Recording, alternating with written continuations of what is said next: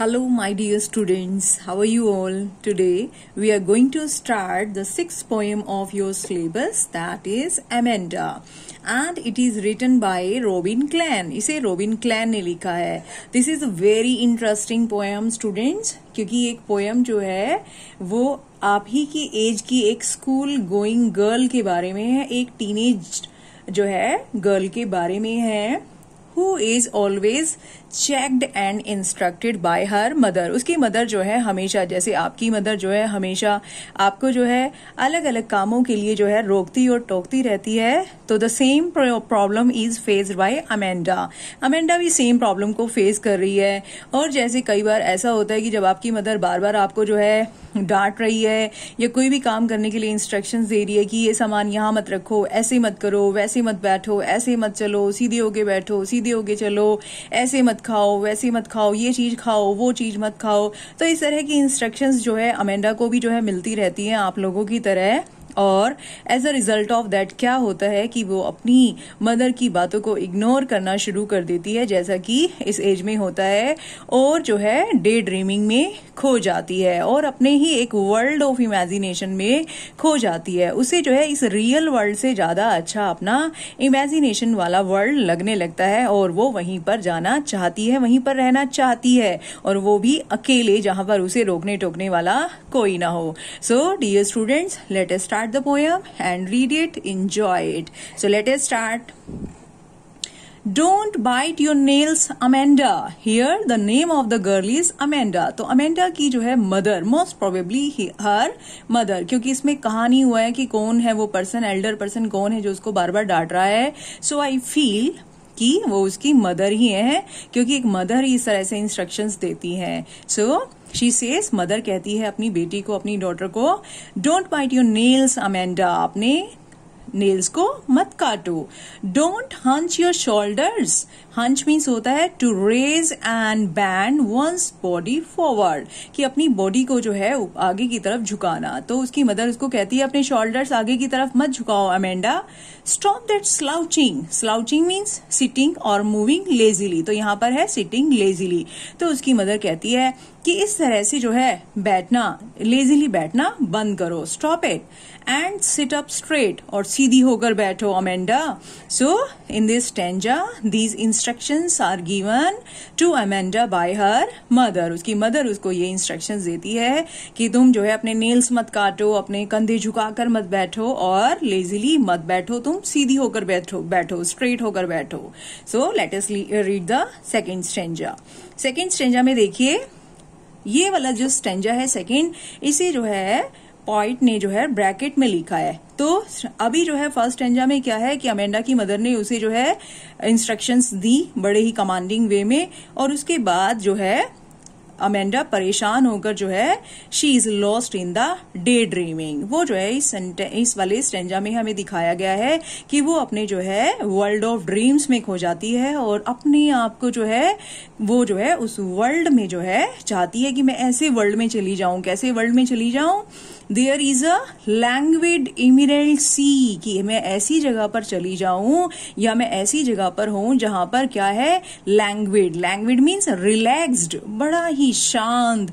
Emerald, emerald जो है green colour होता है, ग्रीन कलर के जो है स्टोन को कहा जाता है. तो सी भी जब जो है पीसफुल और काम होता है, एकदम साफ होता है, तो वो भी जो है हमें ग्रीन कलर का दिखाई देता है. तो अमेंडा सोचती है कि मैं एक ऐसी जगह पे हूं जहां पर जो है ग्रीन कलर का जो है रिलैक्स्ड और पीसफुल जो है सी है. Where the sole, sole means here only, जहां पर सिर्फ एक ही इनहैबिटेंट यानी कि रहने वाला पर्सन हो, और वो कौन हो, इज मी, वो मैं हूं. यानी कि मैं ऐसी जगह पर चली जाऊं जहां पर शांत जो है समुद्र हो और वहां पर दूर से दूर तक कोई ना हो, सिर्फ मैं ही हूं वहां पर. अ मरमेड ड्रिफ्टिंग ब्लिसफुली, तो अपने आप को इमेजिन करती है कि मैं वहां पर क्या हूं, एक मरमेड हूं. तो अपनी सपनों की दुनिया में खोए हुए वो अपने आप को जो है एक जल परी, मरमेड होती है जल परी. So it is a mythological character, क्योंकि मरमेड जो है वो रियलिटी में तो होती ही नहीं है, जल परी जो है रियलिटी में नहीं होती है. It is only in some myths और सम फोकलोर, सिर्फ कहानी और किस्सों में ही जो है हमें मरमेड जो है देखने के लिए मिलती बोलती हैं। So this is a mythological creature. तो अपने आप को वो सोचती है कि मैं एक जो है जलपरी बन जाऊं, ड्रिफ्टिंग ब्लिसफुली, और वहां पर ड्रिफ्टिंग मीन्स मूविंग स्लोली, और वो जो एमरल्ड सी है, ग्रीन कलर का सी है, उसमें मैं जो है स्लोली मूव करूं, यानी कि वहां पर मैं तैरती रहूं ब्लिसफुली। ब्लिस मीन्स होता है आशीर्वाद, यानी कि मैं वहां पर इतने जो है प्लेजेंटली, इतने जो है अच्छा जॉयफुल जो है फील करूं कि मैं जो है वहां पर आराम से जो है बिना किसी डिस्टरबेंस के, बिना किसी नैगिंग के, बिना अपनी मदर की डांट खाए हुए एक मर्मेड की तरह जो है वहां पर अपने जो है वर्ल्ड ऑफ ड्रीम्स में जो है मैं घूमती रहूं। सो फर्स्ट स्टैंजा में जो है, स्टैंजा जो है ये अमेंडा जो है अपने रियलिटी वाले वर्ल्ड में है, और जैसे ही अपने रियलिटी वाले वर्ल्ड से परेशान होती है अपनी मदर की डांट खा के, तो वो फिर जो है अपने वर्ल्ड ऑफ इमेजिनेशन में खो जाती है। अब इतने में जब वो अपने इस वर्ल्ड ऑफ इमेजिनेशन में जो है खोई हुई है, तो इतने में ही उसकी मदर की फिर से आवाज आती है। अब उसकी मदर क्या कह रही है उसे, did you finish your homework Amanda, कि अमेंडा क्या तुमने अपना होमवर्क फिनिश किया। Did you tidy your room Amanda, क्या तुमने अपना रूम क्लीन किया। I thought I told you to clean your shoes, कि मुझे लगा कि मैंने तुम्हें तुम्हारे शूज को साफ करने के लिए कहा था अमेंडा, कि क्या तुमने वो साफ किए। Then again she comes to the world of reality after hearing the nagging and the instructions of her mother. तो वापस जो है वो रियलिटी वर्ल्ड में जो है आ जाती है अपनी मदर की इंस्ट्रक्शंस सुन के, और फिर से जो है अपनी मदर से इतनी ज्यादा इरिटेट है कि फिर से जो है वो अपने वर्ल्ड ऑफ इमेजिनेशन में चली जाती है। और इस बार जो है वो अपने आप को जो है क्या इमेजिन करती है, let us see. She says I am an orphan. Orphan means क्या होता है, एक अनाथ बच्चा, a child whose parents are dead, ऐसा बच्चा जिसके पेरेंट्स की डेथ हो चुकी है। सो अब की बार जो है वो अपने आप को वो इतनी जो है फ्रस्ट्रेटेड हो चुकी है अपनी मदर की जो है नैगिंग से, रिब्यूकिंग से, स्कॉल्डिंग से, कि वो जो है चाहती है क्या, आई एम एन orphan, की वो इमेजिन करने लगती है अपने वर्ल्ड ऑफ इमेजिनेशन में कि मैं जो है एक अनाथ हूँ, रोमिंग द स्ट्रीट, और सड़कों पर भटक रही हूँ, यानी कि वो जो है दूर चली जाना चाहती है और एक जो है orphan, अनाथ बच्चे की तरह जो है सड़कों पे घूमने वाली है, जिसे रोकने टोकने वाला कोई ना हो, उसके पेरेंट्स उसके साथ ही ना हो। I pattern soft dust with my hushed bare feet, तो वो चाहती है कि मैं जो है ऐसे ही पूरे दिन घूमती रहूं, और आई पैटर्न, पैटर्न क्या है, टू मेक पैटर्न और शेप्स, कि मैं जो है घूमती रहूं और अपने जो है पैरों से पैटर्न्स जो है बनाती रहूं सॉफ्ट डस्ट पे, यानी कि धूल मिट्टी में अपने पैरों को जो है छापती रहूं, अलग अलग शेप्स बनाती रहूं, with my hushed, hushed means very quiet and still, यानी कि बिना शोर मचाए हुए आराम से शांति से अपने bare feet, bare feet means uncovered feet, नंगे पैरों से मैं जो है डस्ट पे यानी कि रेत पर जो है अपने पैरों के निशान जो है बनाती रहूं, और मुझे कोई भी कुछ रोकने टोकने कहने वाला ना हो। So she loves loneliness and silence, उसे जो है अकेला रहना और साथ में जो है साइलेंस दोनों ही बहुत पसंद है। अकेले रहना इसलिए पसंद है क्योंकि वो अपनी जो है मदर की जो है इंस्ट्रक्शंस और जो है डांट खा कर बहुत ज्यादा परेशान हो चुकी है, और उसे जो है साइलेंस चाहिए क्योंकि उसकी मदर जो है पूरे दिन उसे कोई ना कोई इंस्ट्रक्शंस देती रहती है जिससे वो इरिटेट हो चुकी है। सो अकॉर्डिंग टू हर क्या कहती है, द साइलेंस इज गोल्डन, कि साइलेंस मेरे लिए कैसा है, गोल्डन है, यानी कि सुनहरा है, मुझे बहुत पसंद है। द फ्रीडम इज स्वीट, और मेरे लिए फ्रीडम यानी कि आजादी कैसी है, स्वीट है। देखिए स्टूडेंट्स, इस पोएम की सबसे ब्यूटीफुल लाइन है ये। So according to an adolescent, एक जो है जो टीनेज जो है बच्चा होता है, उसके लिए जो है साइलेंस गोल्डन के समान है और फ्रीडम क्या है, स्वीट है। सो इस तरह से जो है इस जो है फोर्थ स्टैंजा में, यानी कि उसके इमेजिनेशन वाला जो वर्ल्ड वाला जो स्टैंजा है वो ये सेकंड है। पहले वाले में वो मर्मेड बनना चाहती थी, अब जो है अपनी इस फ्रीडम को और साइलेंस को एंजॉय करने के लिए वो जो है ऑफन बनना चाहती है, यानी कि एक अनाथ बच्चा बनने के लिए भी वो तैयार है अगर उसे साइलेंस और फ्रीडम अगर मिल जाए। Don't eat that chocolate Amanda. अब इतने में वो जो है अपने आप को ये इमेजिन कर ही रही होती है, अपनी डे ड्रीमिंग में खोई हुई होती है। इतने में ही फिर से उसकी मदर की आवाज आ जाती है। सो उसकी मदर अब क्या इंस्ट्रक्शंस दे रही हैं, लेट अस सी। सो हर मदर सेज, उसकी मदर कहती है don't eat that chocolate Amanda, कि वो चॉकलेट मत खाओ अमेंडा। रिमेंबर योर एक्ने, कि तुम्हें देखो, तुम्हें याद नहीं है तुम्हें जो है एक्ने यानी कि पिंपल्स हुए हैं Amanda. Will you please look at me when I am speaking to you.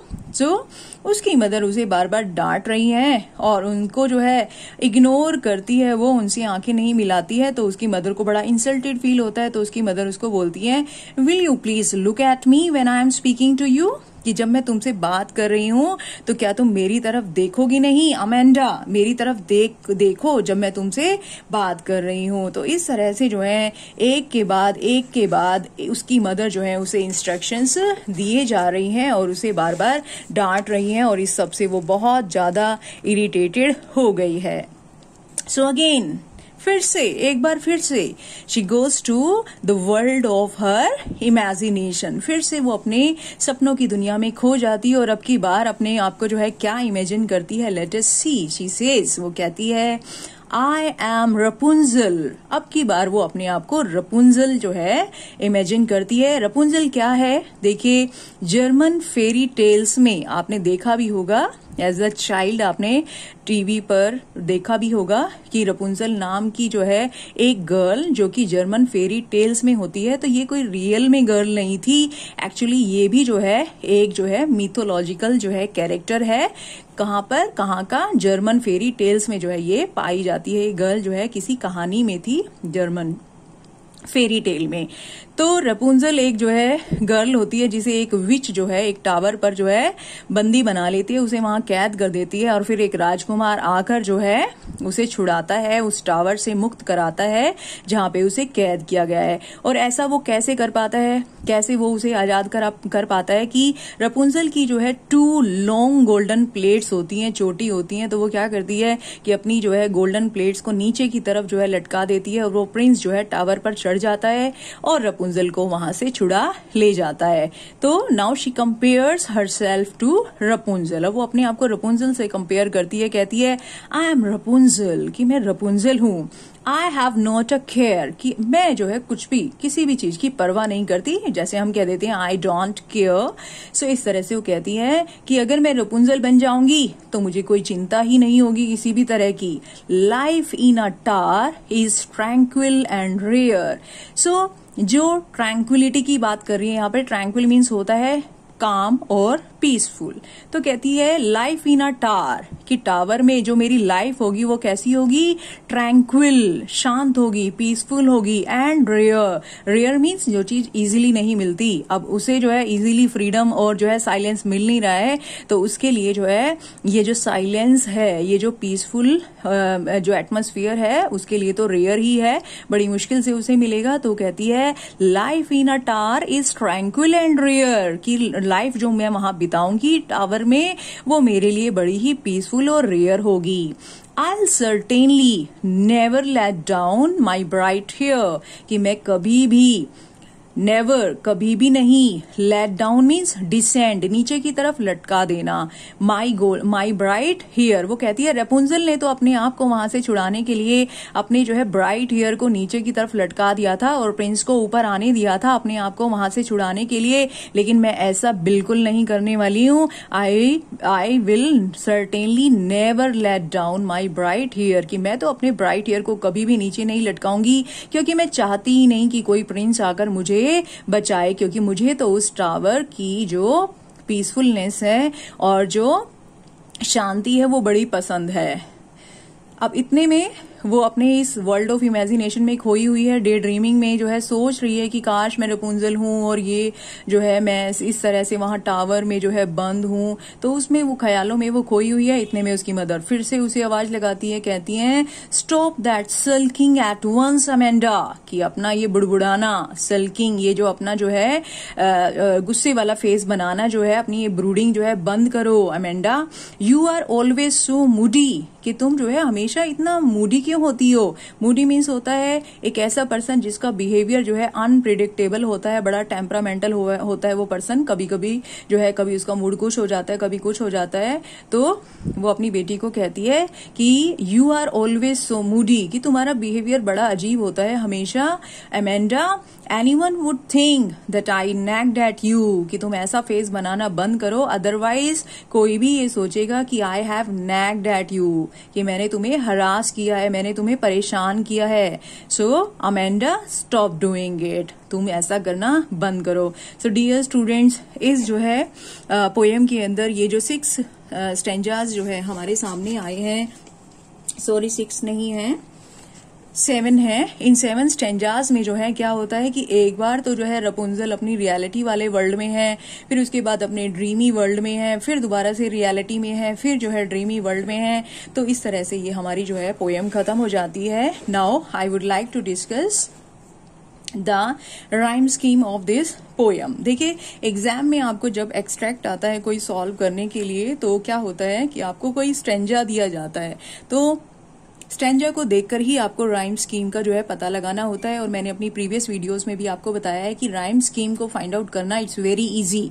तो आपको राइम स्कीम को जो है लर्न करने की कोई जरूरत नहीं है, क्योंकि जो स्टेंजा एग्जाम में आएगा उसी पर्टिकुलर स्टेंजा को पढ़ के आप राइम स्कीम जो है वहीं पर देखेंगे और लिख देंगे। जैसे हमारा जो है फर्स्ट स्टेंजा को हम देखें, अमेंडा, अमेंडा आ साउंड है, फिर से अमेंडा आ साउंड है, स्ट्रेट में अलग साउंड है, और फिर से अमेंडा में आ साउंड है। तो फर्स्ट 2 और 4th लाइन की जो राइम जो है आपस में मैच करती है। सो हम इसको कहेंगे ए, और इसे कहेंगे बी, क्योंकि इसकी साउंड एंडिंग साउंड डिफरेंट है और ये ए है। तो इस तरह से फर्स्ट स्टेंजा की राइम स्कीम क्या हो जाएगी, अ बी अ। सो इस तरह से हमारी राइम स्कीम बनेगी। नेक्स्ट जो है स्टेंजाज की भी आप इसी तरह से फाइंड आउट कर सकते हैं साउंड को देखकर। ओके, उसके बाद हम जो है अब लिटरेरी डिवाइसेस को जो है डिस्कस कर लेते हैं स्टूडेंट्स। तो यहाँ देखिए, फर्स्ट ऑफ ऑल मैं सबसे सिंपल वाली एलिट्रेशन जो है पोएटिक डिवाइस को आपके सामने लाती हूँ। एलिट्रेशन क्या होता है, मैंने यहाँ पर लिखा भी हुआ है जिन स्टूडेंट्स को नहीं पता है, रेपिटेशन ऑफ कॉन्सोनेंट साउंड, की जब जहां पर जो है जिन वर्ड्स में पास वाले वर्ड्स में जब जो है कॉन्सोनेंट साउंड की रेपिटेशन होती है तो हम वहां पर एलिट्रेशन लगाते हैं, एलिट्रेशन मानते हैं कि पोइट ने यूज किया है। तो आप देखिए 3rd लाइन में स्टॉप, स की साउंड है, स्लाउचिंग फिर से स है, सिट स, स्ट्रेट स। सो एक ही सेंटेंस में जो है इतने पास जो है कॉन्सोनेंट एस साउंड का जो है बार बार जो है यूज हुआ है स साउंड का। So this is the example of alliteration. उसके बाद आगे चलते हैं, रेपिटेशन। रेपिटेशन क्या होता है, रेपिटेशन ऑफ वर्ड्स, जब जो है वर्ड्स की रेपिटेशन जो है की जाती है। इस पूरी ही पोएम में आप देखेंगे कि अमेंडा अमेंडा वर्ड जो है बार बार यूज हो रहा है। सो फर्स्ट पैराग्राफ में, फर्स्ट स्टेंजा में, 3rd स्टेंजा में, फिर उससे जो है नेक्स्ट टू नेक्स्ट स्टेंजा में। तो इस तरह से पूरी ही पोएम में जो है रेपिटेशन डिवाइस का बहुत अच्छे से यूज किया है पोइट ने। सो इस पूरी ही पोएम में रेपिटेशन डिवाइस यूज हुआ है। उसके बाद जो है let us talk about anaphora. Anaphora के बारे में बात करते हैं। एनाफोरा क्या होता है, repetition of words at the beginning of sentences. So repetition of words और अ ग्रुप ऑफ वर्ड, या तो एक वर्ड हो या फिर जो है अ ग्रुप ऑफ वर्ड्स भी हो सकता है। सो सेंटेंसेस की बिगिनिंग में जब वो रिपीट हो रहे हो तो हम कहेंगे एनाफोरा यूज हुआ है। As you can see first और सेकंड लाइन में डोंट डोंट, दोनों ही लाइन में जो बिगिनिंग है वो सेम वर्ड से हो रही है। सो यहाँ पर जो है क्या है, एनाफोरा है। मैंने AN लिख दिया है ताकि आप बाद में इसको अपना नोट डाउन कर सको। फिर उसके बाद जो है हम फिर से जो है देखिए 3rd स्टेंजा में भी एनाफोरा यूज हुआ है, डिड यू, तो रिपीटेशन ऑफ द वर्ड्स है। So here also the poet has used anaphora. उसके बाद जो है हम बात करते हैं एल्यूजन की। नाउ व्हाट इज एल्यूजन, पहले मैं आपको बता दूं एल्यूजन क्या है, क्योंकि कई सारे स्टूडेंट्स को पता नहीं है व्हाट इज एल्यूजन, क्योंकि हमारी प्रीवियस पोएम्स में ये यूज भी नहीं हुआ है। So let me tell you first, allusion क्या है। A passing or significant reference is made to a well-known historical, mythological, cultural, political or literary person, place, thing or idea। अब मैं आपको थोड़ा सा समझा देती हूँ ये क्या होता है एल्यूजन। कि कई बार जो है पोइट क्या होता है कि किसी वर्ल्ड फेमस जिसके बारे में पूरा वर्ल्ड जानता है, बहुत फेमस है, ऐसे किसी हिस्टोरिकल, मिथोलॉजिकल, कल्चरल, पॉलिटिकल और लिटरेरी, इन जो है फील्ड से वो रिलेटेड हो सकता है। वो पर्सन भी हो सकता है, वो प्लेस भी हो सकता है, वो थिंग भी हो सकता है और वो कोई आइडिया भी हो सकता है। तो यहाँ पे जो है पोइट ने जो है क्या यूज किया है सेकेंड स्टैंजा में, वर्ड मर्मेड। तो मर्मेड जो है वो रियलिटी में तो कोई जो है पर्सन होता नहीं है, ये जो है एक मिथोलॉजिकल क्रिएचर है, एक मिथोलॉजिकल क्रिएचर है जो कि सिर्फ किस्से कहानियों में देखने के लिए मिलता है। मर्मेड यानी कि जल परी, जिसका आधा शरीर जो है वो तो वुमेन का होता है और आधा शरीर जो है फिश का होता है। तो इस तरह का ये एक मिथोलॉजिकल क्रिएचर है, तो जिसके बारे में पूरा वर्ल्ड जानता है। तो हम यहाँ पर कह सकते हैं कि the poet has used the poetic device allusion. मैंने यहाँ पर लिखा भी है, तो इस तरह से आपको समझ में आ गया होगा स्टूडेंट्स की एल्यूजन क्या होता है और किस तरह से पोइट ने इसको यूज किया है। उसके बाद आगे चलते हैं स्टूडेंट्स।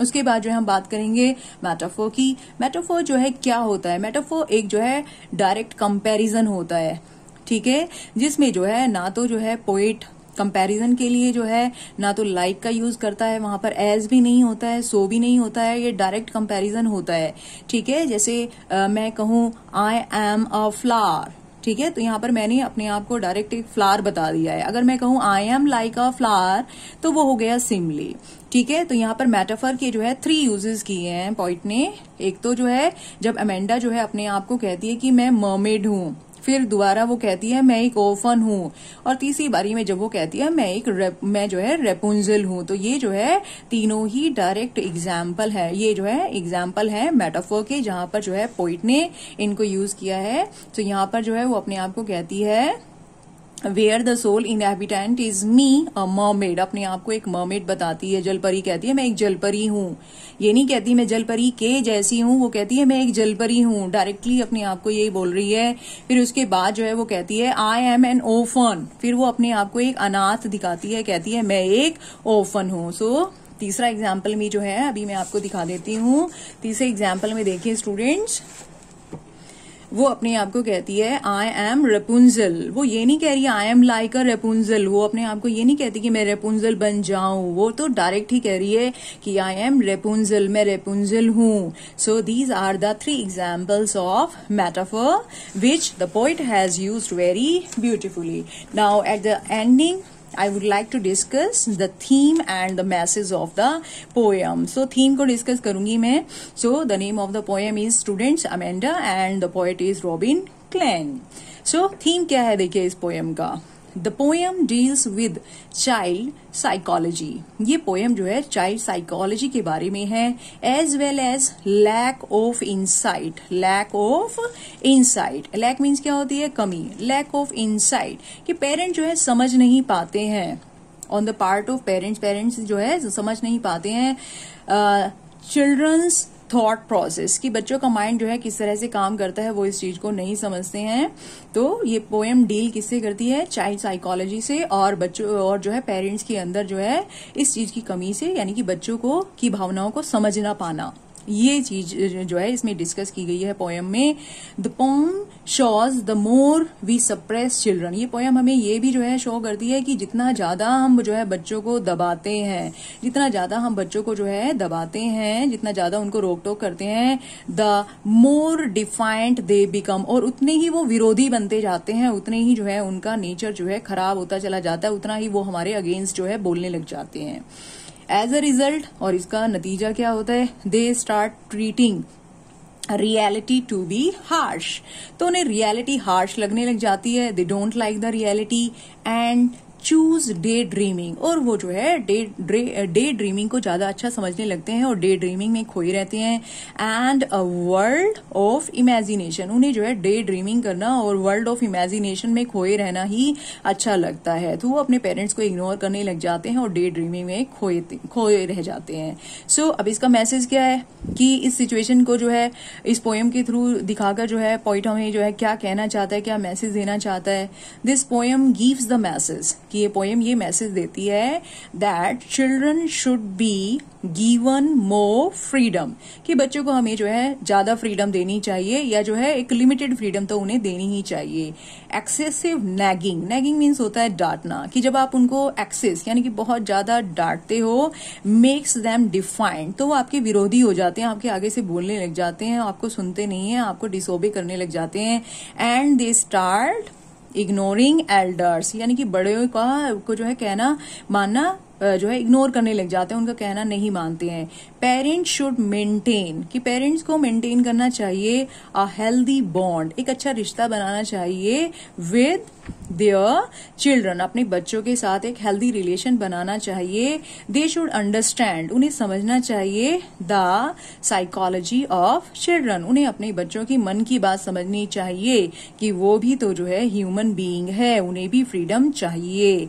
द चिल्ड्रन, और दूसरी तरह से जो है ये पोइट बच्चों को भी कुछ कहना चाहता है, the children should also be respectful, कि बच्चों को भी रिस्पेक्टफुल होना चाहिए अपने पेरेंट्स के लिए, एंड रिस्पॉन्सिबल, और साथ में रिस्पॉन्सिबिलिटी वाली फीलिंग भी शो करनी चाहिए टू देयर पेरेंट्स, तो उन्हें भी अपने जो है पेरेंट्स का कहना मानना चाहिए। So I hope students that the poem is clear to you all, and if you like the explanation, please press the like button, and if you have not subscribed my channel, please subscribe my channel for more videos, and if you have any queries, any doubts, then you can leave the doubts and queries in the comment box. Thank you, students.